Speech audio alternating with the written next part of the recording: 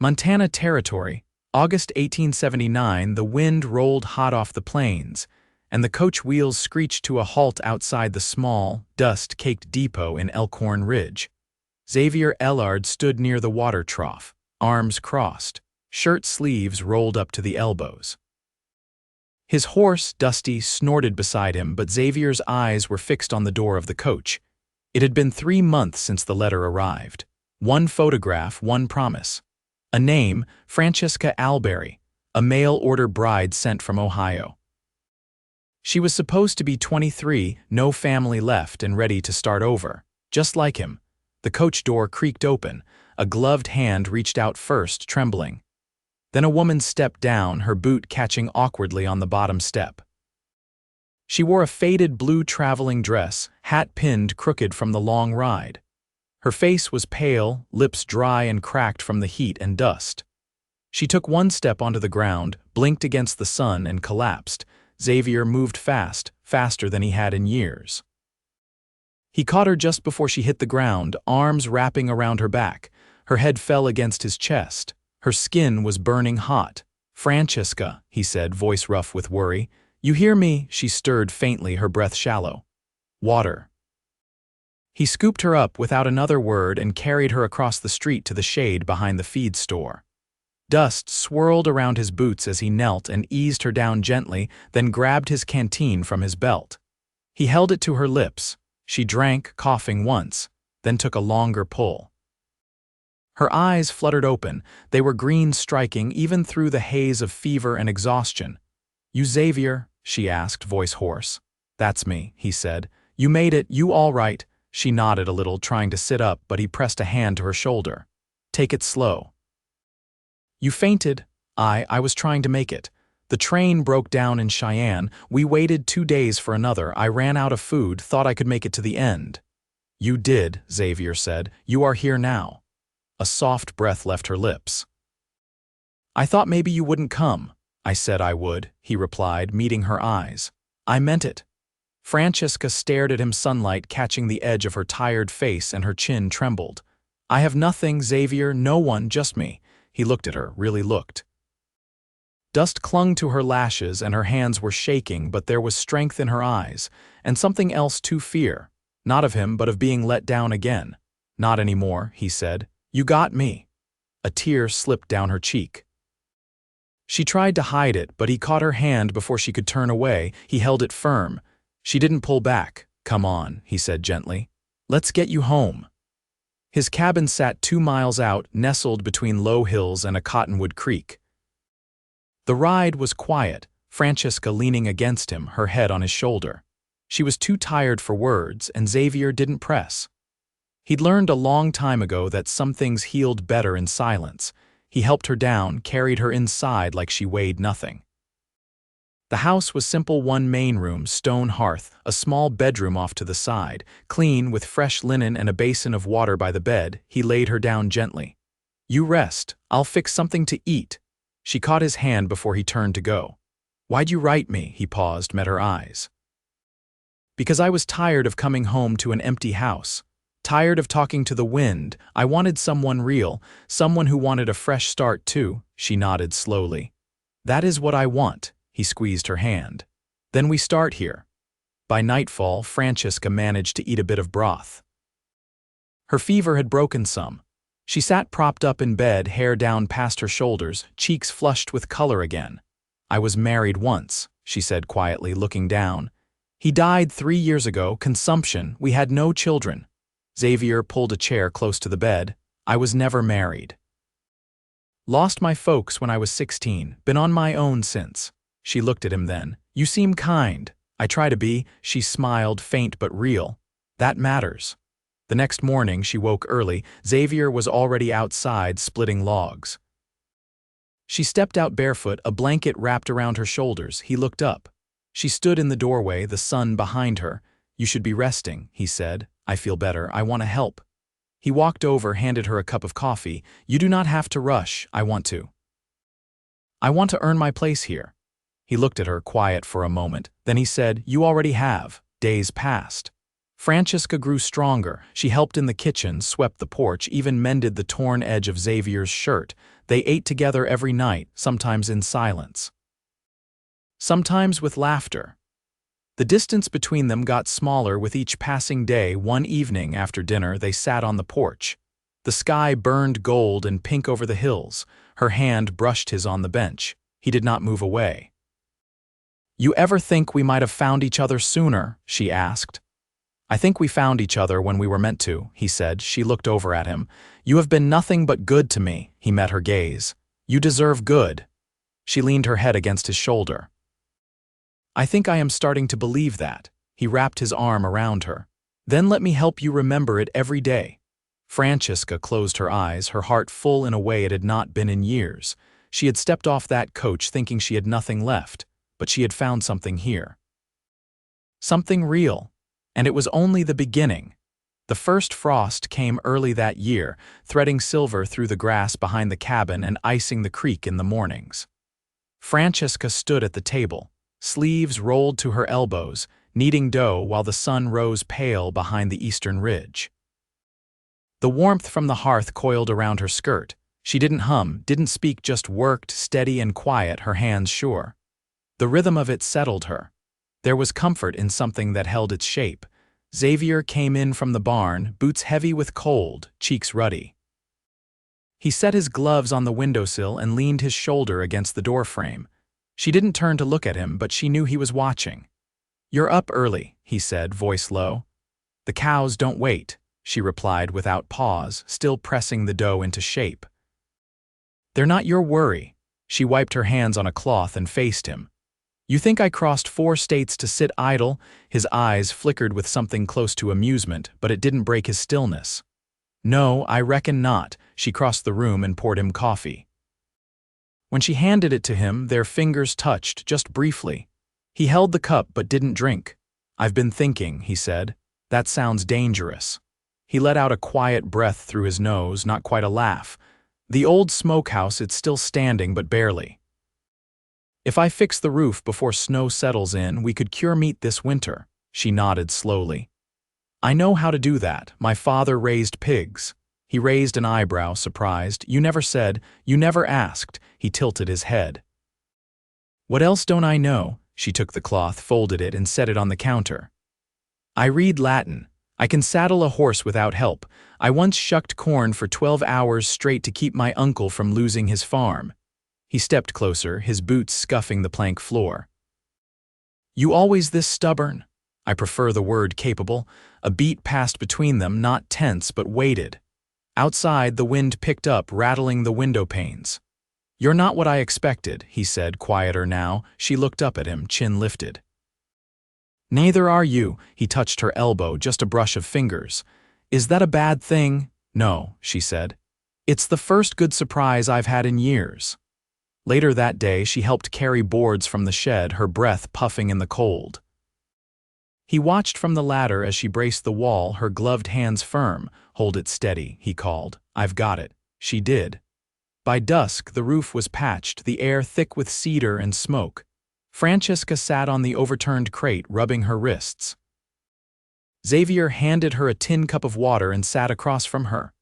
"Why Latin?" She blinked, surprised by the question. "My mother taught me. She was a teacher before she married. Said a woman ought to know something no one could take from her." He nodded slowly. "She sounds like she was strong." She was, until she wasn't. Xavier didn't press. He reached over, tugged a splinter from her sleeve. "You were bleeding earlier. Just a scratch." He didn't look away. "Still matters." Her voice was soft when she answered. "You're not like most men I've known." He reached for her hand, turned it palm up. The cut was shallow, already drying. He traced a thumb over the edge. "You don't scare easy." "I used to, a lot." And now she looked at their joined hands. "Now I'm learning different." That night they ate by lantern glow. Not much was said. They didn't need words to fill the quiet. As she cleared the dishes, Xavier stood and crossed to his desk. He opened a small drawer and pulled something out, a folded paper yellowing at the edges. He held it out. "I kept your letter," he said. She took it, fingers brushing his. "You read it more than once, every morning, until you came." She unfolded it, eyes scanning the words she barely remembered writing. Her handwriting looked fragile now, like someone else's voice. I was afraid you'd think I was foolish, she said. I thought you were brave, she looked up. I still am, he nodded once. I see that now. She stepped closer. The fire behind her cast her shadow across his chest. I don't want to sleep in that room alone anymore, his breath caught almost imperceptibly. You sure? I came here to build a life, she said. With you, if you want the same. He didn't answer with words. He simply reached for her hand and led her, slow and deliberate, across the room. The wind howled outside, but inside the cabin, warmth gathered. Not just from the fire, but from the steady way he held her, the way she leaned into his chest, both of them choosing the same future, one quiet step at a time. By late October, the cottonwoods along the creek had shed most of their leaves, their bare limbs reaching skyward like questions without answers. Francesca stood behind the cabin with a basket balanced on her hip, gathering the last of the root vegetables from the garden bed. The earth was stiff with cold, and her fingers ached, but she worked steadily, glancing now and then toward the pasture where Xavier was fixing the fence line. When she returned inside, she set the basket on the table and went to the window. He was crouched near a corner post, hammering in a new crossbeam. His coat moved with the wind, and she could just make out the line of his jaw, set firm in concentration. Watching him work stirred something low in her chest, something that hadn't had a name until recently. She didn't call out. She just watched, quiet, until he stood and looked toward the cabin, almost as if he'd felt her gaze. He raised one hand in greeting, and she lifted hers in return, their exchange wordless but whole. Later, while she peeled potatoes at the counter, Xavier came in and pulled off his boots near the door. You ever been to the Bitterroot Valley? He asked, shaking out his coat before hanging it near the hearth. No, she said. Heard of it, though? Some fella down at the supply post said the soil's good for orchards. Apples do well there. She paused mid-slice, then kept working. You thinking of moving? Not unless you are, he said. Just thinking about what comes next. She turned, wiping her hands on her apron. What would we do with an orchard? Sell to the towns. Dry the fruit, maybe. It's something different, something that'd last. Francesca leaned against the counter. You ever planted a tree before? No, he said, but I figure I could learn. She studied him a moment. You really want to build something that'll outlive us, his expression softened. I want to build something with you, she stepped closer. Well, I've planted plenty, peaches mostly. Apples if we had a spare coin. They need pruning early and they don't like shade. He nodded. Sounds like you'd be the one teaching me. I think I'd like that. He reached for her hand and ran his thumb over the back of it. Then maybe that's where we'll go come spring. The fire crackled behind them as they stood there, the smell of wood smoke curling between them. That night, after the dishes were done and the lamps turned low, Francesca sat near the fire with a needle in hand, mending one of Xavier's old wool shirts. He was at the table, carving notches into a scrap of pine a tally of fence lengths replaced. You ever dream of something before it happens? She asked. He looked up. Can't say I have. I used to, not full pictures, just feelings mostly. My sister said it was nonsense, but I'd get this sense something was about to shift.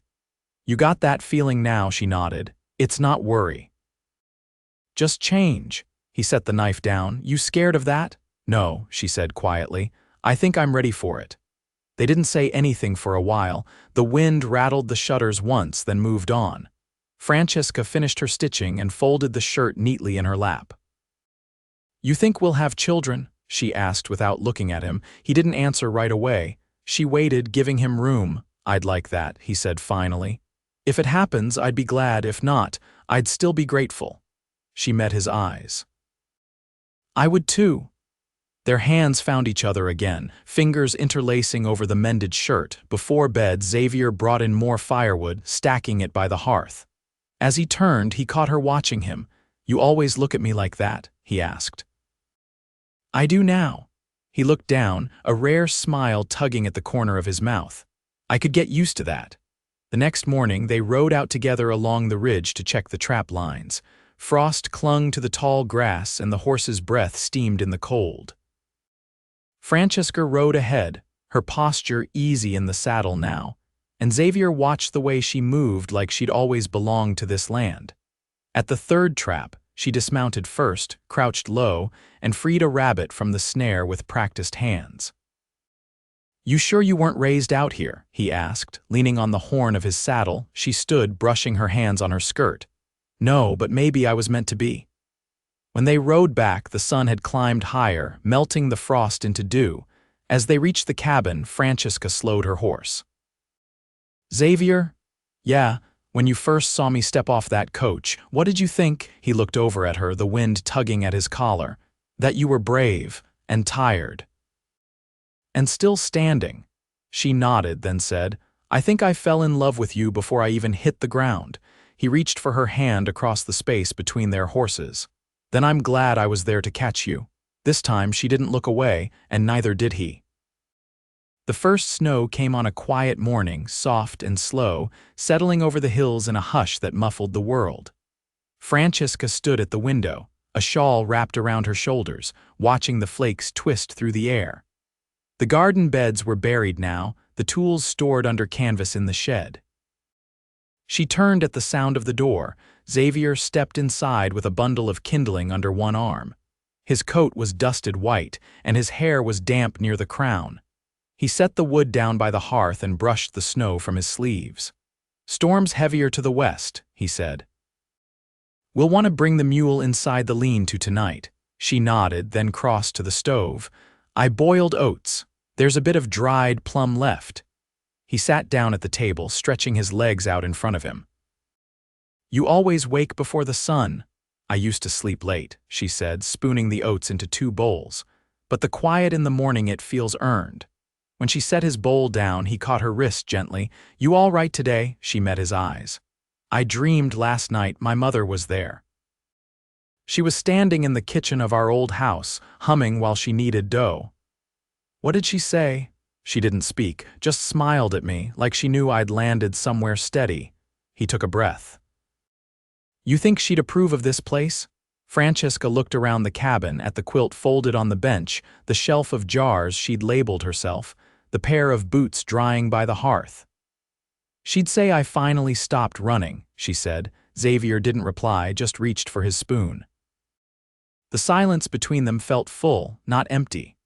After breakfast, they worked side by side in the lean-to, laying fresh straw beneath the mule and checking the hinges on the door. The wind had picked up, sharp along the ridge. Francesca pulled her scarf tighter and braced her shoulders against it. "You always wanted to be out here?" she asked, holding a lantern while he adjusted the latch. "I didn't know I did," he answered, "but the older I got, the more I wanted a place I could shape with my own hands." She tilted her head. "You think you've done that?" "Not yet," he said. "But it's starting to look like something." That evening, as night settled deep and blue around them, they read by lamplight. Francesca had found an old volume of Thoreau in a crate under the bed and had taken to reading it aloud, her voice low, steady. Xavier listened with his elbow on the table, fingers pressed to his mouth. When she paused, he looked up. "You miss your books?" he asked. "I miss the stillness they gave me," she said, "but I don't miss the life I had before them." He stood and fetched a parcel from the top shelf. "I meant to give you this once the storms came." She unwrapped it slowly. Inside was a journal bound in rough leather, the pages blank. "I saw it at the general store last month," he said. "Figured you'd need somewhere to put all the things you're learning here." She ran her fingers over the cover. "You remembered I write?" He nodded. "You said truth gets clearer when it's on the page." Her voice caught slightly. "No one's ever listened that closely." "I do," he said. "To all of it." The lamps burned low, and the fire crackled as she opened the journal and touched her pencil to the first page. She didn't write yet. Just sat with it open, her hand resting lightly against the paper, like she was waiting for the right words to find her. Later, as they prepared for bed, Francesca folded her shawl and placed it on the trunk at the foot. Xavier was already under the covers, reading a letter from a neighbor asking if he could spare nails come spring. She slipped in beside him and turned on her side to face him. "You think we'd ever taken someone?" she asked. He set the letter aside. "You mean a boarder?" "No, a child, not ours, but someone who needs a place." He studied her face for a long moment. "You met someone?" "No," she said. "Just been feeling like this house has more room in it than it used to." He reached out and brushed a strand of hair from her cheek. "If you feel it, then I'll follow." She pressed her forehead to his. "I don't want to live small, not anymore." "You're not," he said. "Not with me." Outside, the snow kept falling through the dark, quiet and unhurried. Inside, in the warmth of the cabin they'd made their own, Francesca curled closer, her breath even and sure, her hand resting against his chest, steady as a promise. The cold deepened into late November, a kind of stillness blanketing the land that only came when the ground froze clean through. Francesca stood by the creek one morning with her skirts tucked up and a kettle in hand, collecting ice to melt for laundry. The water had slowed to a sluggish crawl under the weight of frost, but it still ran clear beneath the surface. She chipped carefully at the edge with a hammer Xavier had reshaped to fit her smaller hands. He approached from the meadow, leading a pair of borrowed oxen with a yoke slung between them. The neighbor's wagon had snapped an axle hauling timber, and Xavier had offered to help bring the lumber the last couple miles. When he stopped beside her, the breath left his nose in thick clouds. "I'll finish that," he said, nodding toward the kettle. "I've got it," she answered, not looking up. "You'll need to save your strength if you're hauling that load." He stood quiet for a moment, then crouched beside her. "You always work like someone's still watching to see if you're worth the bread." She paused, the hammer still in her grip. "It's hard to stop listening to voices that aren't talking anymore." He didn't say anything, just took the kettle when she finally let it go, his fingers brushing hers, warm through his gloves. That evening, she sat on the floor near the hearth with scraps of muslin and thread in her lap. Across from her, Xavier was repairing the lantern wick, his brow furrowed in concentration. The silence between them was familiar now, not empty but companionable, like a breath drawn together. She cut a length of fabric, folded it twice, then said, "My father was a gambler." Xavier looked up. "He never beat us," she said. "But he'd come home with his coat gone and his hat traded for liquor, and my mother would sew patches into the pantry shelves so the mice didn't fall through. I used to think if I was quiet enough, he'd notice me." Xavier leaned back on his heels. "Is that why you learned so much, kept yourself useful?" "I think I was hoping knowledge would make me visible," he nodded slowly. "You are seen now." The fabric slipped from her lap and she met his eyes. "I know." A few days later, they rode into town for supplies. The snow had crusted thick along the trail, and the sleigh runners hissed over it with each turn. Francesca wore the wool shawl Mrs. Denning had given her in exchange for helping deliver her second baby quiet work done in the shade of lantern light 10 miles north. At the mercantile, while Xavier bartered for nails and salt pork, Francesca wandered past the bolts of fabric and seed tins. Behind the counter, the storekeeper's wife, Luella, watched her with an unreadable expression. "You're the one Xavier brought from back east," she said after a while. "I came of my own choosing," Francesca replied, folding her hands. Luella's gaze softened. "He's steadier now, doesn't drink like he used to, and he fixed the fence behind the church without being asked." Francesca held the woman's gaze. "He's become someone I trust." Luella nodded, then turned to measure out sugar. "Well, it's good to see him smile again." On the ride back, the sleigh bumped over a drift and Francesca clutched Xavier's arm for balance. He steadied her, then kept his hand over hers as the team pulled forward. "She wasn't unkind," Francesca said, "just surprised." He glanced at her. "Would it bother you if folks talked? I've lived through worse than being misunderstood." When they arrived home, the sky had gone pale with the first edge of dusk. Francesca unpacked the flour and beans, arranging them neatly on the shelf. Xavier lingered by the stove, watching her with something quiet in his eyes. "You meant what you said back there?" he asked. She turned to him. "Every word." "I've been thinking about the land just past the ridge. There's room for another cabin." She tilted her head. "Why would we need another?" "I thought maybe come spring, if we taken a child, they'd want room to feel like they belonged. Not just sleep in the corners we leave empty." Francesca stepped toward him slow, like the thought itself needed reverence. "You want to do this with me? I want a life with you," he said. "One we build from the ground up, honest and steady." She placed her hand on his chest. "Then I'll help build it." That night, they lay together beneath the quilt she'd stitched from scraps of her old traveling dress and his worn shirts. The wind moved outside, but the cabin held fast, warm and lit from within. In the weeks that followed, they made plans, not grand ones, but true. Xavier mapped the orchard rows on a scrap of paper, and Francesca wrote letters to an orphanage in Helena, asking what was needed to be considered. The answers came slow, but they came, and by midwinter they had begun setting aside what little extra they had: blankets, a second stool, a pair of boots Xavier had outgrown but kept. They did not speak of what they had lost before they found each other. It was there in the way she saved every scrap of fabric, and in how he double-checked the locks each night. It didn't need saying, it lived in the care they gave. When spring finally cracked the ice along the creek, and the first crocus pushed through the thaw, Francesca stood on the porch and watched the light spill golden over the hills. Behind her, Xavier stepped outside with a steaming mug. He handed it to her, then wrapped his arms around her waist, resting his chin on her shoulder. "You think they'll send a child?" he asked, voice low. "I think someone out there is waiting for us," she said. They stood like that as the sun rose, the land waking all around them. And when she turned in his arms and kissed him, it tasted of promise, of soil ready to be turned, and the long, good work of growing something that could last.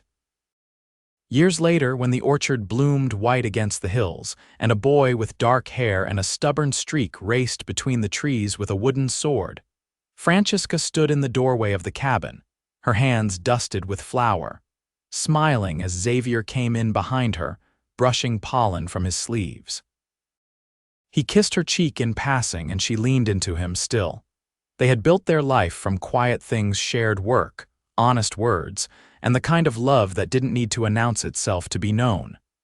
And it had grown, slowly and surely, into everything they needed.